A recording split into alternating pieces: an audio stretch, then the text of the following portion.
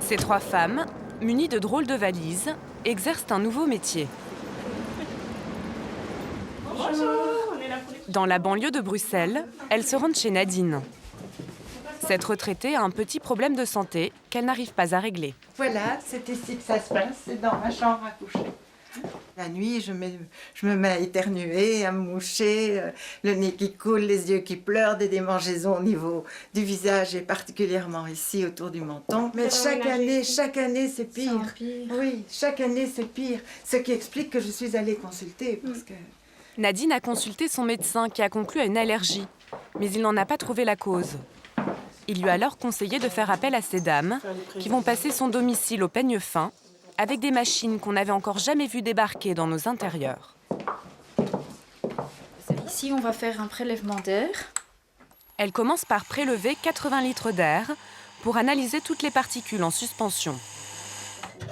Puis elle traque l'humidité qui favorise les champignons. Elles font aussi des prélèvements de poussière et recherchent d'éventuels acariens à l'intérieur du lit. Encore plus pointue, elle pose ses petits capteurs qui détectent toute substance chimique dans l'air. On va l'accrocher ici et on va le laisser le temps de la visite. Pourquoi vous choisissez de le mettre ici Voilà. en particulier ? On essaye toujours de le mettre en milieu de pièce et à plus ou moins à hauteur de respiration. Ces 3 femmes sont des spécialistes de ce que certains considèrent comme une nouvelle menace dans nos maisons, la pollution intérieure. Des masques à gaz pour toute la famille, ce magazine écolo parle carrément de maison toxique. Car les substances chimiques sont partout, dans les tissus des rideaux, les tapis, les meubles ou encore les peintures. Elles se promènent ensuite dans l'air et comme nos maisons ne sont pas assez aérées, particulièrement l'hiver, notre intérieur est souvent plus pollué que la rue. Selon l'UFC Que Choisir, un logement sur 10 présente des taux élevés de polluants. Et certains sont plus dangereux que d'autres. Chez Nadine, les expertes vont découvrir ce qui pourrait être à l'origine de ces allergies nocturnes. On va regarder ce qu'on mesure à l'intérieur. Avec cette machine, elle relève la présence en grande quantité d'une molécule au nom barbare, le formaldéhyde. Il est très présent dans les meubles modernes en bois aggloméré, comme cette bibliothèque. C'est par là que va s'émettre donc la colle, le formaldéhyde, qui sert à agglomérer, à coller le bois aggloméré. Ici, le problème viendrait donc en grande partie de cette bibliothèque, et plus précisément des panneaux de bois agglomérés qui servent à fabriquer la plupart des meubles bon marché. Dans la chambre, les experts ont relevé un indice de pollution très mauvais. La concentration en formaldéhyde est 6 fois plus importante que ce que préconise l'Organisation mondiale de la santé pour une personne sensible aux allergies comme Nadine. Avec cette substance nocive, nos meubles seraient-ils devenus des poisons ? En tout cas, un homme a décidé de mener bataille. Dans le sud de la France, à Aix-en-Provence, le docteur Patrice Halimi n'est pas un pédiatre ordinaire. On y va ? Alors, bonjour, je vous en prie. Même s'il reçoit chaque jour des patients, il est animé par une obsession. Allez-y, asseyez-vous. Les conséquences de la pollution domestique sur notre santé. Selon lui, c'est une bombe à retardement. C'est un peu l'image de l'iceberg. Vous savez, cette fameuse image où on a l'iceberg qui sort hors de l'eau, mais qu'il y a dessous une plus grande masse encore. Mais là, c'est pareil. Nous accumulons des facteurs de risque, ça se remplit sous le niveau de l'eau, et puis à un moment donné, apparaît la maladie. On voit la maladie, mais on n'a pas vu tout ce qu'il y avait dessous. Pour informer sur ces risques, il y a 3 ans, il a fondé une association qui regroupe 2500 professionnels de santé. Sur leur site, ils mettent en exergue des chiffres qui font peur. Chaque année dans le monde, 1 600 000 personnes mourraient de cancer lié à la pollution intérieure. Et en 2009, Patrice Halimi et son association ont même réalisé une enquête choc. Les crèches françaises sont polluées. C'est le résultat inquiétant d'une étude très sérieuse. Le docteur avait révélé que dans de nombreuses crèches, l'air était vicié. Là encore, à cause de la présence d'équipements en bois aggloméré, qui dégagent donc le fameux formaldéhyde. Ce sont des polluants qui sont essentiellement cancérigènes, notamment pour le formaldéhyde. Ils entraînent des cancers de l'arrière-nez, ça s'appelle le nasopharynx. Aujourd'hui en France, aucun cas de cancer de ce type ne peut être directement lié au formaldéhyde. Par mesure de précaution, les crèches ont maintenant comme consigne d'aérer régulièrement. Mais le docteur Halimi, lui, veut une interdiction pure et simple de cette molécule, autorisée à faible dose pour la fabrication des meubles. Pour convaincre, il prend maintenant comme cible les lits d'enfants. Il en a acheté 5 dans divers magasins et il les fait analyser dans ce laboratoire spécialisé. Les opérateurs sont masqués, comme pour une intervention chirurgicale, afin de ne pas fausser les résultats. Ils posent des capteurs sur tous les éléments du lit. Le verdict est sans surprise. Voilà, donc vous avez ici l'analyse qui est terminée et qui, sur cet échantillon, on a retrouvé du formaldéhyde. Le taux de formaldéhyde respecte la norme autorisée. Mais pour le docteur Halimi, cette norme est scandaleuse car les bébés passent près de 20 heures par jour dans leur lit. Ça veut dire vraiment que bébé est entre guillemets dans son petit nuage de formaldéhyde.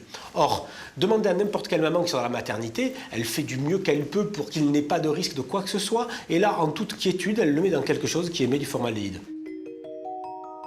Alors pourquoi les industriels continuent-ils d'utiliser ce composant que tout le monde sait toxique ? La seule usine qui a accepté de nous ouvrir ses portes se trouve en Belgique. Wim Seneve est le directeur des ventes d'une des plus grosses entreprises européennes de bois aggloméré. Il le vend sous la forme de panneaux de particules et il sert à tout type de meubles. Les gens doivent se réaliser dans leur maison aujourd'hui. Il y a des panneaux de particules dans presque tous leurs meubles, dans leur lit, leur canapé, la cuisine, la salle de bain. Il y a des panneaux de particules partout. Il y a presque rien dans la maison qu'on ne peut pas faire avec un panneau de particules. Et tout ça contre un prix qui est très intéressant, très économique. Un panneau se fabrique avec des copeaux de bois collés les uns aux autres. Ici, donc, vous voyez donc, le matelas de copeaux. Et donc ici, le matelas, en fait, il entre dans la presse. Le matelas, il va être pressé entre deux tôles métalliques.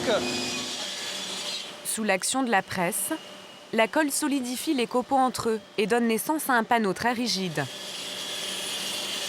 Et c'est justement cette colle qui pose problème. C'est elle qui contient du formaldéhyde. Donc en fait, ici, donc ça c'est la cuisine de colle. Donc on appelle ça la cuisine à colle parce que pour chaque différent type de panneau, on va travailler avec des différents mix de colle. Le formaldéhyde, il est controversé, c'est-à-dire qu'on sait qu'il est cancérigène. Il faut comprendre que sans le formaldéhyde, il n'est pas possible de produire des panneaux. En fait, c'est surtout important de comprendre que depuis des dizaines d'années, on a toujours travaillé pour limiter le plus que possible les émissions de formaldéhyde. S'il n'arrive pas à se passer complètement du formaldéhyde, il arrive tout de même à fabriquer des panneaux qui en contiennent 2 fois moins que ce que préconise la loi. Mais ces panneaux, appelés E0, coûtent plus cher. Alors très peu de fabricants de meubles lui en commandent. Presque tout revient à la même question, le prix. Donc ces gens-là, aujourd'hui, ils ne nous demandent pas encore des panneaux E0. Mais ça aussi, ça va changer.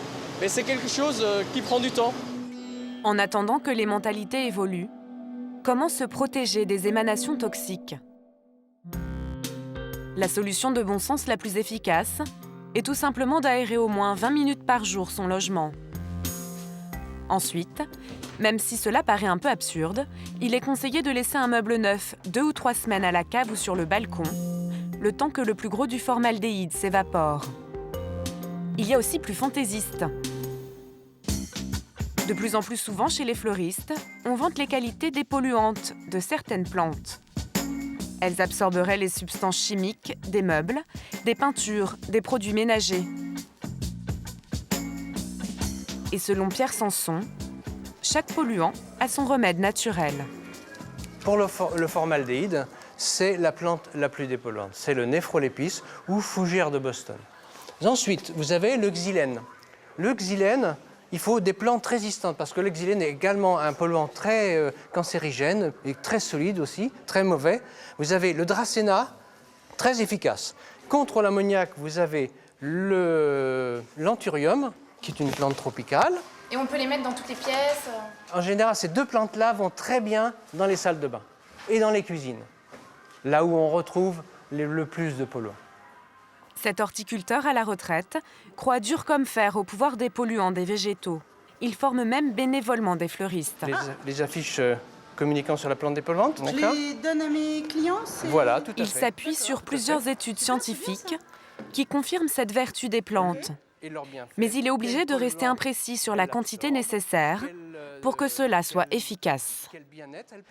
On ne peut pas dire maintenant combien de plantes il faut par mètre carré. Pourquoi ?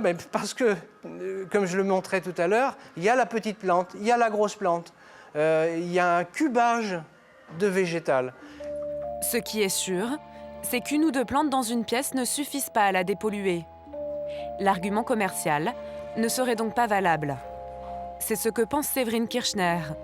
Elle est scientifique à l'Observatoire de la qualité de l'air intérieur, un organisme chargé par l'État de travailler sur ces questions. Scientifiquement, on a démontré que ça ne fonctionnait pas. Ouais. Il n'y a pas d'effet dépolluant des plantes quand on utilise des plantes en pot comme ça. Alors peut-être il y a l'effet placebo, hein, peut-être les gens se sentiront mieux, mais que vous mettiez une plante ou même 9 plantes dans un espace, vous n'allez pas avoir une capacité d'épuration du tout des polluants qu'on trouve généralement dans nos environnements. La solution miracle n'existe pas encore. Mais il y a un petit progrès pour les angoissés de la pollution intérieure. À partir de janvier 2012, il sera obligatoire d'indiquer pour tout meuble neuf la présence de formaldéhyde ou de tout autre polluant chimique.